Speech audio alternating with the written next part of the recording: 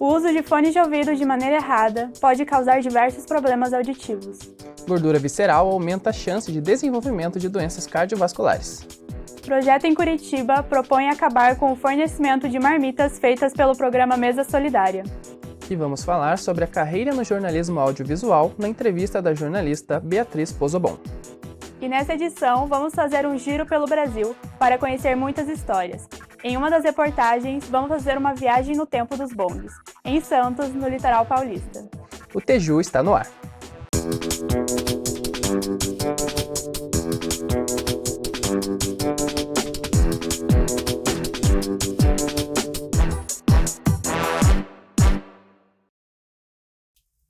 Olá, tudo bem? Estamos começando mais uma edição do Teju. O Teju é o telejornal do curso de jornalismo da Uninter. Essa edição apresenta produções de estudantes de diferentes regiões do Brasil, com reportagens e informações que mostram um panorama sobre as muitas realidades do nosso país.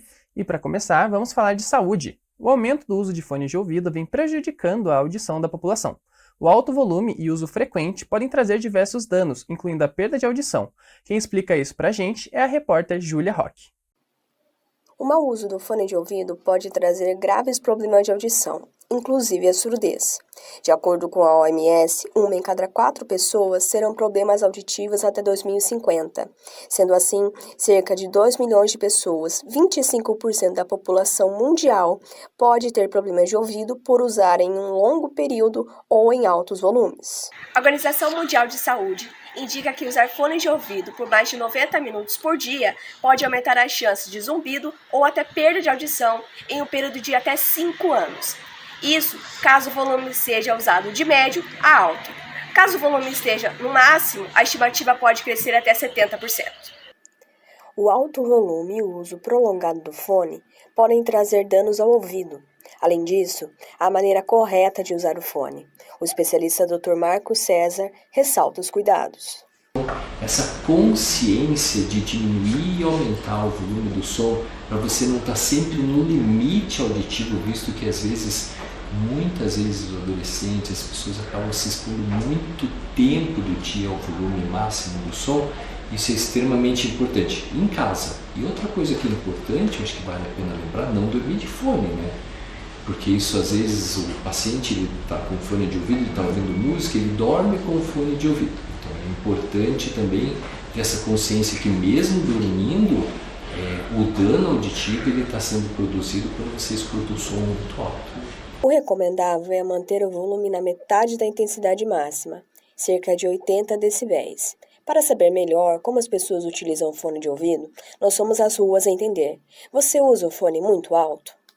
Então, quando eu estou em casa, eu uso um externo, né, aquele que é um arco por cima da cabeça, que eu uso mais em casa porque ele é sem fio e eu tenho medo que roubem também na rua, porque não é só te roubar. Tento evitar, tento deixar num volume médio, assim, o suficiente para eu ouvir, mas às vezes quando eu tô na rua, o ônibus tá muito lotado, daí tá passando muita coisa, daí eu tenho que aumentar um pouquinho. Depende, assim, quando eu tô no celular, eu uso muito alto porque o som é meio limitado, então eu não sinto que o som mesmo no volume máximo vai interferir, vai acabar prejudicando minha audição. Agora no computador não, porque, nossa, senão ficaria... seria muito... Eu acho que iria danificar muito mesmo. Eu acho que quem ouve no computador em um som no máximo, assim, deve prejudicar quando ficar um pouco mais velho, sei lá. Deve estar horrível. E a gente segue falando de saúde, mas agora é sobre os riscos da gordura visceral. Pesquisas mostram que o acúmulo de gordura na região do abdômen aumentam as chances de doenças cardiovasculares. A repórter Luana Colombo conta sobre os riscos e as formas de prevenção. Segundo um estudo publicado pela Mayo Clinic nos Estados Unidos, obesos abdominais têm 2 vezes mais chances de desenvolverem doenças cardiovasculares, se comparados a uma pessoa saudável. Conhecida como gordura abdominal, a gordura visceral é aquela que se acumula na cavidade do abdômen. O acúmulo dessa gordura desencadeia o aumento do peso e da circunferência abdominal, diminuindo a qualidade de vida do indivíduo e o surgimento de diversos problemas de saúde, de acordo com a doutora Camila Cozilla, biomédica. O que gera a gordura visceral e o aumento dessa gordura na região do abdômen? principalmente alimentos industrializados, embutidos, como por exemplo salsicha, mortadela. Essas coisas assim fazem com que aumentem ainda mais o percentual de gordura na região do abdômen. A gordura visceral está associada com maior risco de desenvolvimento de doenças cardiovasculares, principalmente infarto, diabetes tipo 2, insuficiência hepática, pressão alta, baixa qualidade do sono e altos níveis do hormônio do estresse, o cortisol. O acúmulo de gordura visceral ocorre devido a uma alimentação rica em farináceos, açúcar, gorduras saturadas, alimentos ultraprocessados e excesso calórico, além da falta da prática de exercícios físicos regulares. Eu estava com alguns hábitos alimentares, ruins, como comendo bastante coisa industrializada, como hambúrguer, miojo. É importante destacar que em casa e com uma fita métrica, você também consegue verificar o excesso de gordura na barriga. Fique em pé, com as pernas juntas, costas eretas e abdômen relaxado. Coloque a fita métrica na altura do umbigo e solte a respiração. O recomendável para homens é de 94 centímetros, para as mulheres 80 centímetros. Acima disso, já é considerado fator de risco para as doenças cardiovasculares. A mudança na rotina e na alimentação é importante para quem foi diagnosticado com a gordura visceral. Cortei algumas coisas, como refrigerante, que era uma coisa que eu era muito viciada. Hoje em dia eu substituo pela água com gás. E tá dando super certo. Não tomo café com açúcar, cortei o açúcar também. Tô comendo mais frutas, verduras, peixe, carne vermelha. Fazer atividade física, ter uma alimentação balanceada e saudável, ingerir bastante água, praticar atividades físicas. E agora, dando um giro pelo Brasil, nós vamos para Curitiba, no Paraná. Um projeto de lei proposto por um vereador divide opiniões. O programa Mesa Solidária se tornou um alvo de polêmica após a proposta que quer acabar com a distribuição de marmitas feita pelo programa no centro da capital paranaense. O repórter Isaac Almeida traz os detalhes sobre essa situação. O programa Mesa Solidária é um programa criado pela Prefeitura Municipal de Curitiba no ano de 2019. E é uma iniciativa do município em parceria com mais de 70 entidades que tem garantido a dignidade à mesa para desempregados, idosos carentes e pessoas que vivem em situação de rua. Mas uma emenda do vereador Éder Borges, do Progressistas, de número 005-0015 de 2023, tem gerado muitas polêmicas e dividido opiniões, pois o parlamentar propõe a proibição de distribuição de marmitas no centro da capital. Acompanhe o que diz o vereador.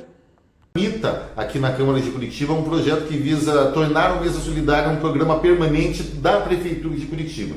E nós entramos com 3 emendas. São elas: a primeira é a alimentação restrita às dependências do restaurante. Em outras palavras, acabar com o fornecimento de marmitas, porque essas marmitas são frequentemente trocadas por drogas e frequentemente descartadas com comida. Há muitos relatos de que as pessoas fazem consumo somente da carne e acabam abandonando ali o feijão e arroz na rua, gerando assim um problema sanitário para a nossa cidade. Proliferação de ratos, coisas do tipo. A proposta de Éder dividiu bastante as opiniões, tanto no meio da população quanto no meio político. A vereadora Georgia Prates, do PT, que é contra o projeto, comentou o assunto. Eu, obviamente, não concordo em nada com isso, porque é um programa que traz um projeto, que traz um higienismo descarado, né? E não tem como a gente concordar, porque ele é um projeto que é uma iniciativa do Éder Borges e que tem a clara intenção de limitar mesmo, né, o acesso das pessoas mais pobres, tanto ao centro, né, capital da cidade, né? E também trazer aí dificuldades maiores ainda para as pessoas que já estão, né, numa situação de extrema vulnerabilidade. Para o senhor Francisco, que veio recentemente para a capital em busca de emprego, o programa tem ajudado muito ele e a família. O que me ajuda aí, minhas 2 crianças que estão aí na rua, na situação de rua, nesse momento, entendeu? E o Mesa Solidária é o que está nos alimentando aí. Mas Por outro lado, o ramo empresarial se diz afetado pelo programa Mesa Solidária. Lá no meu comércio, sou extremamente contra. Primeiramente, além de eu ter o comércio aqui no centro, eu também moro aqui no centro, bem em cima da minha loja aqui. Cara, já tive altas situações com eles, de eles maltratarem funcionário meu. Quando chove, eles querem entrar dentro da loja ali, achar que tem cobertura. Agora o programa está na CCJ da Câmara Municipal de Curitiba e aguarda os prosseguimentos. No próximo bloco, vamos acompanhar a entrevista com a jornalista Beatriz Pozobon, que vai contar um pouco das suas experiências na profissão. A vida me levou a fazer TV e hoje eu sou apaixonada.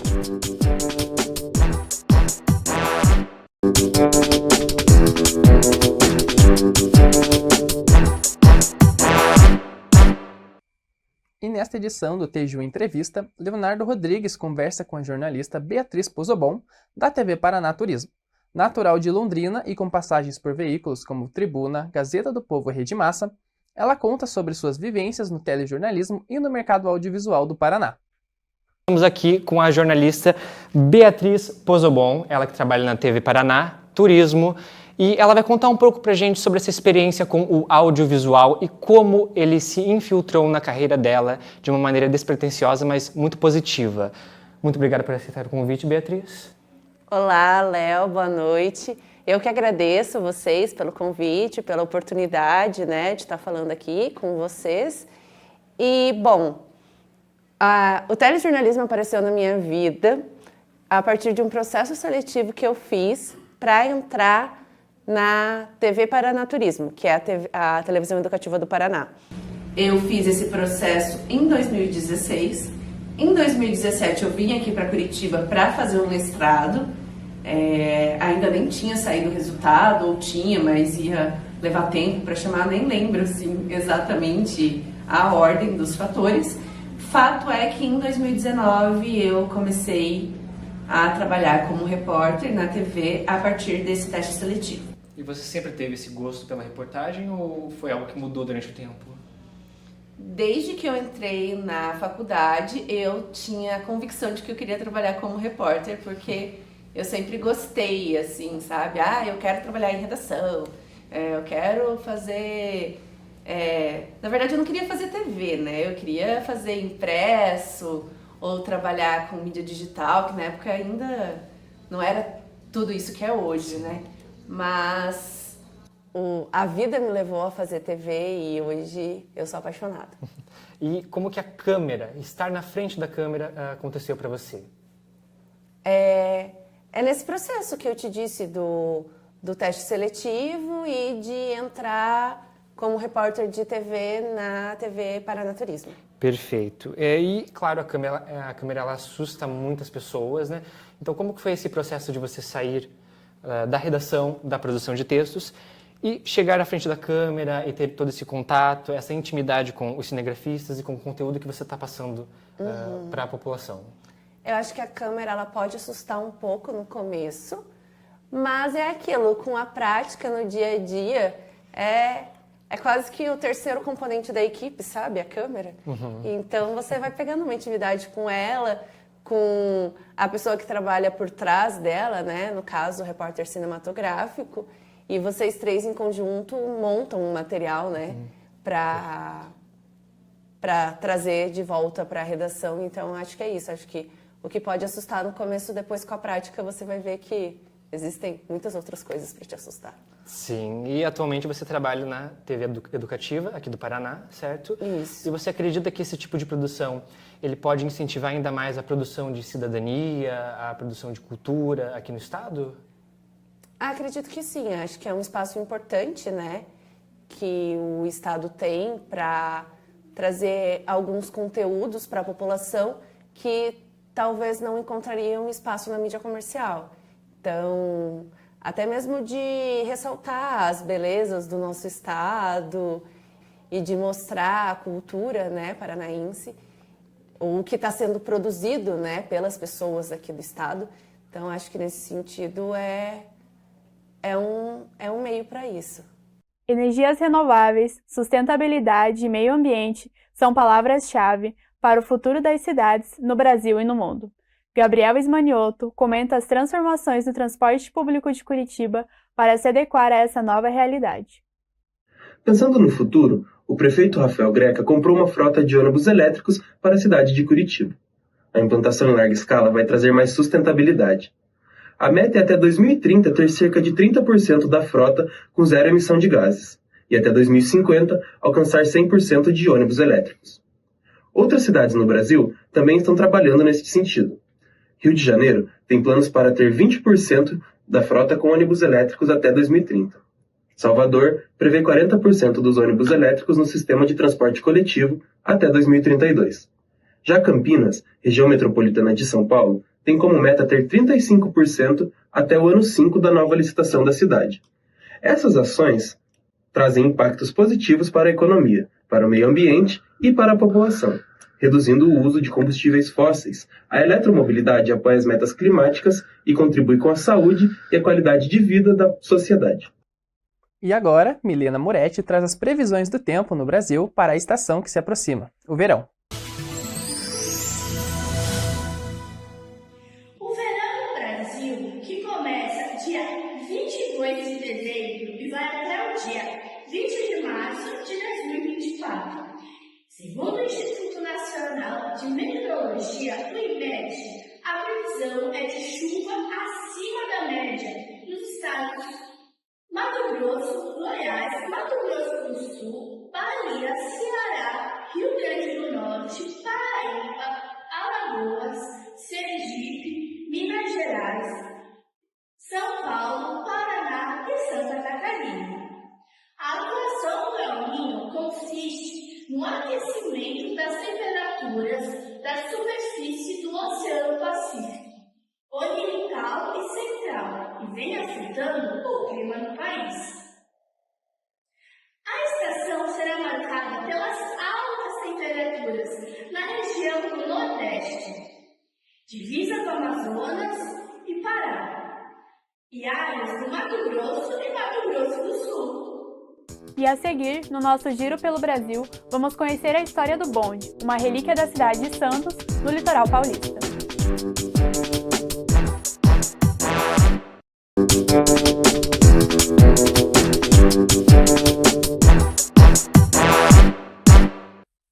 E a gente começa o nosso giro de reportagem pelo Brasil conhecendo a história de uma cidade que representa a diversidade de culturas no nosso país.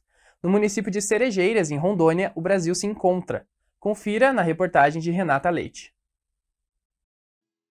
Uma cidade localizada ao sul de Rondônia, cidade de Cerejeiras tem apenas 40 anos, mas tem uma grande riqueza cultural por conta da colonização de migrantes e imigrantes. Cerejeiras foi colonizada por uma mistura de povos, alemão, italiano, nordestino, os nossos povos indígenas, e com eles trouxeram uma riqueza na sua culinária. Temos o churrasco, temos a tapioca, temos o baião de dois, temos a carne de sol, sem contar no povo goiano, que trouxe junto consigo o rico e poderoso piqui. A família de Nayara possui origens indígenas da tribo Guarani Kaiowá e vieram para a cidade logo no início da colonização. Os meus bisavós, por parte de mãe, vieram para cá em 1988 em busca de emprego. Ainda era muito pequenininha a cidade, não tinha muitas casas, era tudo fazenda. Nós temos parte indígena no nosso sangue, a nossa bisavó era índia. Podemos perceber as contribuições culturais apenas andando pela cidade, nas igrejas e também nos eventos que acontecem na região.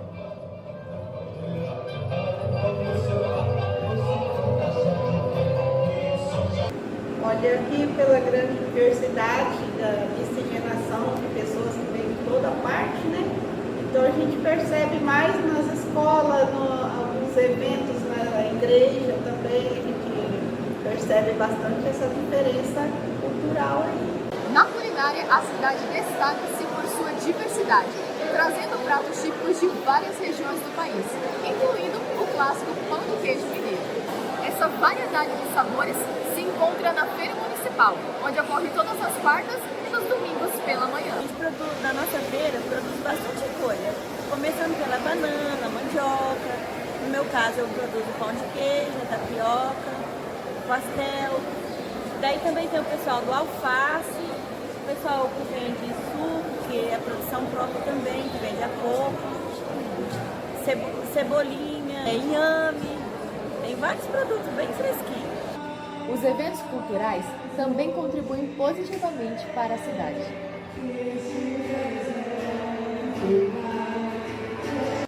Os eventos culturais que a gente participa e que a gente observa na cidade de Cerejeiras são algumas feiras, né, feiras de artesanato, as feiras culturais envolvendo as datas comemorativas de festas juninas, principalmente nesse período.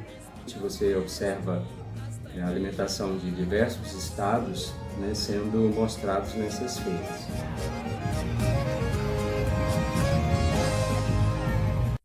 E você sabe onde fica a primeira colônia fundada por imigrantes italianos no Brasil? Fica no estado do Espírito Santo. É a cidade de Santa Teresa. E lá o italiano se aprende na escola. O Wallace Ribeiro conta essa história pra gente. Sancionada em 2007, é lei municipal o ensino de italiano nas escolas de Santa Teresa, cidade serrana do Espírito Santo, que é a primeira colônia fundada por italianos no Brasil. O projeto iniciou em 2007 com o prefeito Bolsonaro, que viu a necessidade de preservar o idioma italiano, uma vez que os nossos italianos mais velhos, né, estão ficando cada vez mais velhos, muitos já morreram, mas não é só o idioma, é questão cultural também, né? Então a gente resgata um bocado dessa cultura, da nossa história, né, junto com o idioma italiano. E é aqui, na sala de aula, onde os alunos da rede municipal de ensino aprendem o italiano, a segunda língua oficial da cidade de Santa Teresa. Os alunos do Fundamental 1 já começam a ter contato com o idioma italiano com aulas lúdicas. Então, a gente costuma ter materiais bastante lúdicos, como esses aqui que eu preparo, já temos os livros que vem preparados, a gente faz o nosso planejamento, aí depois a gente continua trabalhando um bocadinho com as cores, mas aí ele já tem aqui que se desenhar, tem que definir qual é o gênero com o qual ele se identifica, se é uma bambina, vai pintar a bambina, a menina que está aqui, se é um bambino, vai pintar aqui, e a gente começa também a trabalhar com eles alguns artigos que são. A cultura italiana faz parte do dia a dia da comunidade. Nosso turismo, a nossa cidade gira em torno dessa italianidade. Então, nada mais justo do que a gente manter o idioma. Você vai no restaurante hoje, o cardápio vem todo escrito em italiano. Então, a gente precisa ao menos saber pronunciar o nome dos pratos que a gente vende, que a gente come. Eventos culturais contribuem para reforçar a cultura e o idioma. Há um tempo atrás teve uma semana italiana promovida pela Secretaria de Cultura, onde os nossos alunos participaram, puderam falar poesias, fazer orações. E nas escolas, né, a gente trabalha com projetos, a gente trabalha com teatro e dessa forma a gente consegue praticar.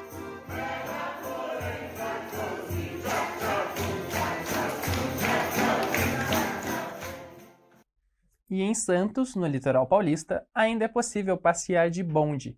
E quem nos leva para esta viagem no tempo é o repórter Eric Moura. A chegada à estação do Valongo, no centro histórico de Santos, já é uma viagem ao passado. O prédio de estilo inglês, construído em 1867, foi a primeira estação ferroviária do estado de São Paulo. Bem na frente, um outro casarão que foi totalmente restaurado para receber o Museu Pelé. E é aqui que se inicia o passeio de bondinho. Os bondes elétricos chegaram ao país no fim do século XIX e reinaram por décadas nas ruas de Santos. Mas foram sendo retirados entre os anos de 1950 e 1960, com as políticas de incentivo aos veículos movidos a combustíveis. E em 28 de fevereiro de 1971, um bonde da linha 42 circulou pela última vez na cidade. O sistema de Santos, ele acabou muito tardiamente, então ele foi o último sistema de bondes do Brasil a acabar. E ele, na realidade, ainda está muito presente na autoestima, no dia a dia, nos sentimentos, nas famílias. E isso é uma referência, então, muito grande. Então, o bonde acaba sendo um símbolo de turismo e também acaba sendo também essa questão do sentimento, daquela época que as pessoas têm aquela nostalgia, aquela melancolia boa. Então, acho que o bonde agrega tudo isso aí. Quem vivenciou esse tempo áureo dos bondes foi seu Jair, de 86 anos, o vovô sabe-tudo da Secretaria de Turismo, e que hoje recebe os visitantes e conta muitas histórias. Eu estou aqui porque o bonde é minha paixão. Desde 1940, quando eu era pequenininho, os bondes passavam em frente à minha casa. E paixão à primeira vista. Naquela época só tinha os bondes mesmo, não tinha outra coisa para ver. Eu desenhava os bondes na escola, falava sobre os bondes. Essa é a minha paixão dos bondes. Nunca trabalhei nos bondes, mas tenho essa paixão dos bondes por bonde desde criança. Receberam visitas ilustres, foram personagens de novelas, comerciais e televisão. E hoje a linha turística de bondes oferece uma verdadeira viagem no tempo por diversos pontos de interesse histórico e cultural da cidade. Atualmente, a cidade conta com 13 veículos que vieram de várias partes do mundo e foram cuidadosamente restaurados pela Companhia de Engenharia de Tráfego da cidade de Santos. Então, nós tivemos a inauguração da linha turística em 2000, ela funciona até hoje, e nós resgatamos bondes de diversos lugares do mundo. Então, hoje nós falamos que Santos possui um museu vivo internacional dos bondes. Museu vivo porque o bonde não fica parado dentro de um lugarzinho, né? Ele circula. E internacional porque nós temos bondes de Portugal, da Itália, do Japão, né? Então foram doações feitas para a gente e a gente tem esse acervo hoje para contar, para receber os nossos visitantes que queiram conhecer o centro histórico através de um meio de transporte aí centenário. Esses icônicos veículos sobre trilhos, que já foram o principal meio de transporte da região, continuam encantando moradores e visitantes com sua presença marcante. Passear nos bondes de Santos é embarcar em uma viagem ao passado, onde é possível vivenciar a atmosfera de uma época distante.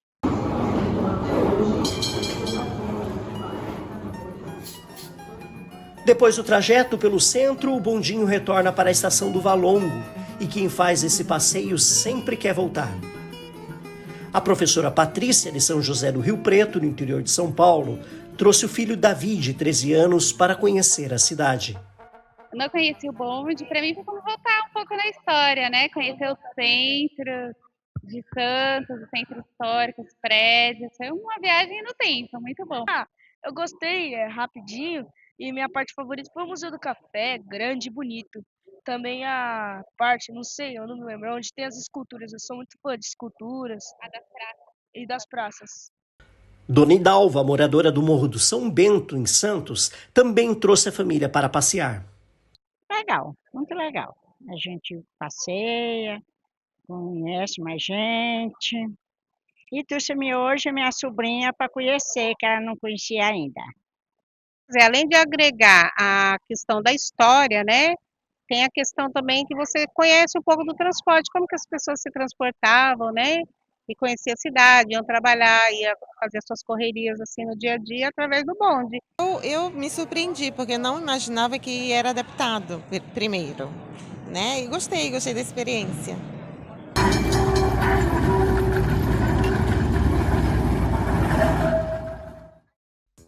E depois dessa viagem pela história do Brasil, o Teju fica por aqui.